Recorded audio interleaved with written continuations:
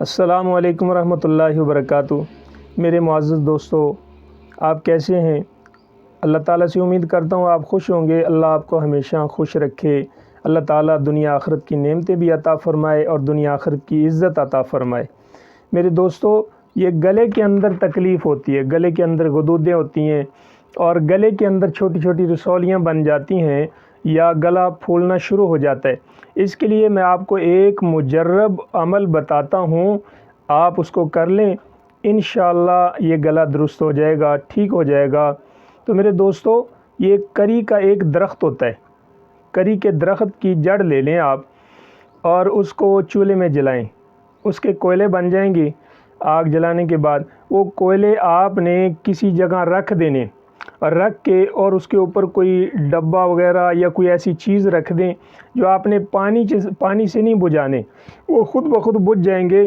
تو وہ آپ نے جو کوئلے ہیں 21 لینے، 21 کوئلے، چھوٹے چھوٹے ہوں چاہے، 21 کوئلوں کے اوپر آپ نے سورہ فاتحہ پڑھنی ہے اور آخری 3 کل 7 مرتبہ 7 مرتبہ سورہ فاتحہ پڑھنی ہے، آخری 3 کل قل هو اللہ سے قل اعوذ برب الفلق قل اعوذ برب الناس 7 مرتبہ پڑھ کے درود شریف پڑھ کے پھر آپ اس کو اینٹیں لگا کے اس کے اندر ریت ڈالیں، ریت کے اوپر وہ سارے کوئلے رکھیں، تھوڑی سی ریت اوپر ڈال کے تو پانی کا ایک گھڑا بھر کے اس کے اوپر رکھ دیں اور اس میں پانی ڈال دیں گھڑے کے اندر۔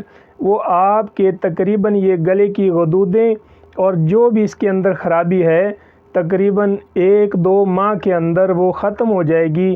اس کے بعد آپ اس کو اٹھا بھی سکتے ہیں، لیکن اس کو تقریباً آپ نے 2.5-3 مہینے یہ رکھنا ہے گھڑے کے نیچے، اور اس میں پانی بھی ڈالنا ہے۔ اس کا پانی آپ پی بھی سکتے ہیں، تو اس میں کوئی حرج نہیں ہے، لیکن اس ریت کے اندر آپ نے کولوں کو رکھنا ہے اور اس کے اوپر پانی بھر کے گھڑے کو رکھ دینا ہے۔ تو اس طرح یہ آپ کے گلے کی تکلیف دور ہو جائے گی۔ یہ دم آپ نے کوئلوں کے اوپر کرنا ہے اور ہر کوئلے کو گلے کے اوپر پھیرنا ہے، بسم اللہ پڑھ کے، بسم اللہ الرحمن الرحیم، ایک کو آپ نے گلے کے اوپر پھیر کے الگ رکھتے جانا ہے۔ 21 کوئلے آپ نے اس ریت کے اندر رکھ کے گھڑا پانی کا بھر کے اس کے اوپر رکھ دینا ہے۔ تو اس طرح آپ کے گلے کی یہ جو امراض ہیں، اس طرح کی غدودیں ہیں، اس کے اندر آپ کے اگر ٹونسر بھی خراب ہیں وہ بھی ٹھیک ہو جائیں گے، گلا پھولتا ہے یا رسولیاں بنی ہیں تو انشاءاللہ یہ ٹھیک ہو جائیں گے۔